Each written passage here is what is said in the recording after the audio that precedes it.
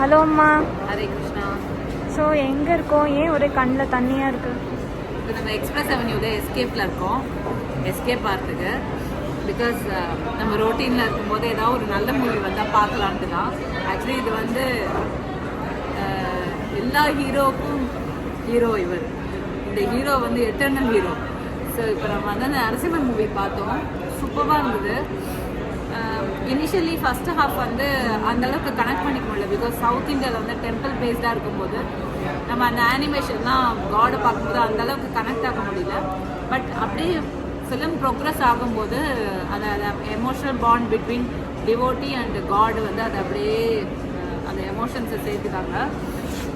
அதுக்கப்புறம் வந்து second half was fabulous, emotional. ஏன்னா இதுக்கு முன்னாடி ஒரு மூவி வந்தது, அந்த பிரபாஸ் நடித்த அந்த ராமாயணம். அது வந்து ரொம்ப அட்ரா ஃப்ளாப் ஆச்சு. ஏன் அது ஃப்ளாப் ஆச்சு அப்படின்னா, they didn't stick to the story.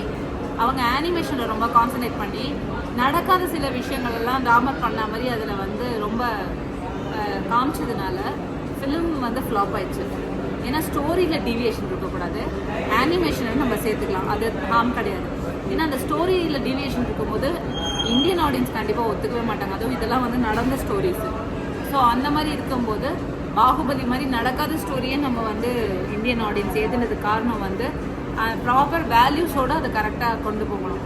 இதில் வந்து ரொம்ப சூப்பராக அதை வந்து காமிச்சிருக்காங்க. ஆக்சுவலி நம்ம எப்பயுமே நரசிம்ம ஸ்டோரி சொன்னோன்னா வெறும் ஹிரண்யகசிபுவை மட்டும் மடியில் வச்சு கிழிச்சார் அப்படின்னா நம்ம நினைப்போம். ஆக்சுவலி அது உண்மை கிடையாது. அவர் பல அசுரர்களை வந்து பல கையை வச்சு, நீங்கள் இஸ்கான் ஃபோட்டோஸ்லாம் பார்த்தீங்கன்னா நரசிம்மருக்கு வந்து நிறைய ஹேண்ட்ஸ் இருக்கும். அந்த ஒரு விரலில் ஒரு ராட்சசன் அவர் கிழிச்சு கொண்டு இருப்பார். அந்த மாதிரி இதை காமிச்சிருக்காங்க. ஆக்சுவலி இவ்வளோ பவர்ஃபுல்லாக தான் தேவர் தேர். ஏன்னா நம்ம ஸ்டோரியாக படிக்கும்போது நம்மளுக்கு எவ்வளோ இம்பேக்ட் ஆகும். ஆனால் அதை விஷுவலைஸாக பார்க்கும்போது அதோட இம்பேக்டே வேறு. ஏன்னா யாராலையுமே பெருமாளோட கோவத்தை அடக்க முடியல, லக்ஷ்மி மாதா உட்பட. இது உண்மையாகவே பாகவதத்தில் இருக்குது. ஆனால் அதுக்கப்புறம் பிரகலாதன் வந்தானே பெருமாள் சமாதானம் அடைகிறார். ஒன்றுமே இல்லை, எங்கள் ஆத்தா ஒரு கேட் இருக்குது, அது பேர் சுபத்ரா, என் பேர் தான் அதுக்கும் வச்சுருக்கோம். அது வந்து பார்த்தீங்கன்னா அதோட ஃப்ரெண்டு கேட்டு தான் ஒன்று எப்பயுமே இருக்கும். அது வந்தால் கூட தம் குழந்தைங்களை தொடவே விடாது. ஆனால் நாங்கள் வந்து அது குழந்தையிலேருந்து பார்த்துட்டு இருக்கோம், அது குழந்தைய நாங்கள் ஹார்ம் பண்ண மாட்டோம்னா தான் அது தொட விடும்.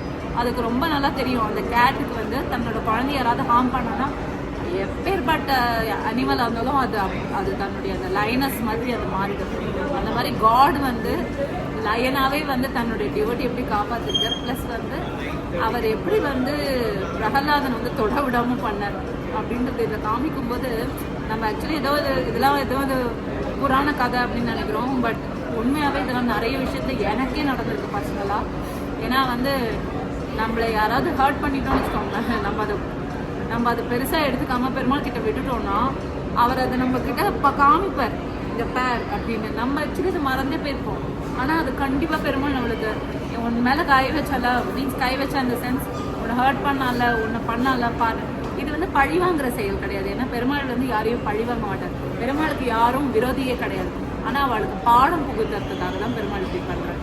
அது பக்தனாக இருந்தால் திருத்தி பண்ணிக்கொள்வார், டீமனாக இருந்தேன்னா சில சமயம் அழிச்சு திருத்தி பண்ணிக்கொள்வார். அதனால் இந்த படத்தை தயவு செஞ்சு கை கூப்பி கேட்குற வந்து பாருங்க.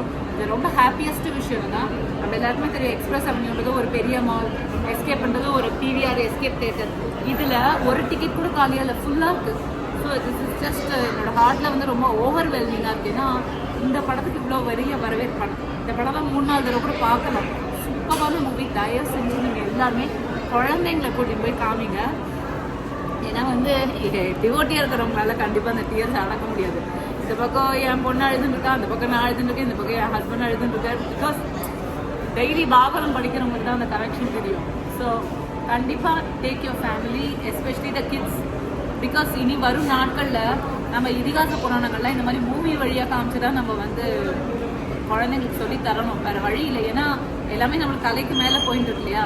அந்த தலைக்கு மேலே போகிறத எப்படி கண்ட்ரோல் பண்ணணும்னா இப்படி தான் கண்ட்ரோல் பண்ணணும். அதனால் இந்த மூவி எடுத்த ப்ரொடியூசர்ஸ்க்கு, இந்த மூவியை டைரக்ட் பண்ணவங்களுக்கு எல்லாருக்குமே நான் ரொம்ப ரொம்ப நன்றி சொல்லிக்கிறேன்.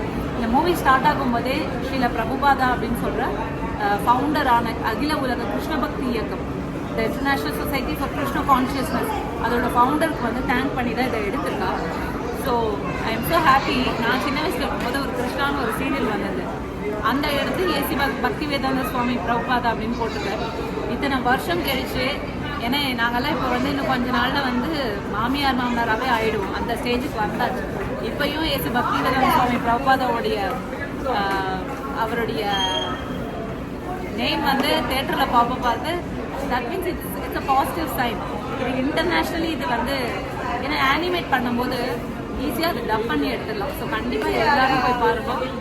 Wonderful movie. ஹரே கிருஷ்ணா.